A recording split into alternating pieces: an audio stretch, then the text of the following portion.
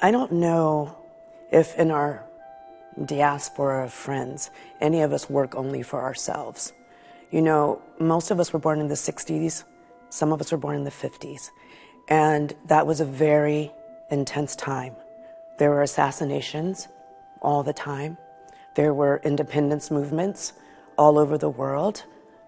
Many were in Africa. Many countries gained independence. I remember so many horrific events that happened in Los Angeles, where I grew up, and in the world. And so this notion of the individual artist has never meant anything to me. It was always we were working together, long before we ever met. And so the meeting of each other over the decades was always like finding home. With regard to my own work, it's a piece I made for Julie. I didn't intend to make Julie a piece.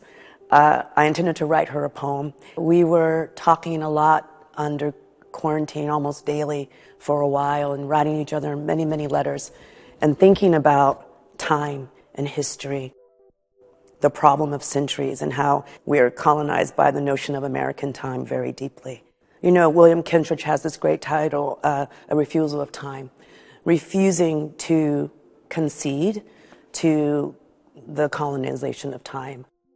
The piece that I made for her, both the text and the image, was me trying to say to the world that the African diaspora has been around for millennia too. Julie is from Ethiopia, which has an incredibly saturated history. I wanted to extend that notion to everyone, anyone who's from a diaspora. I wanted them to be able to walk into this piece that's here in the exhibition and say, yes, you know, my family migrated here, my family immigrated there. We fled, we were forced, we lost, there were bombs, there were planes, all these themes that are in Julie's work. Paul Pfeiffer, another artist in the exhibit, said to me, this line in my piece is that I touch myself with history. It was a line I distinctly remember writing for Julie, to say this is what we've been doing for decades, in our friendship and in our work.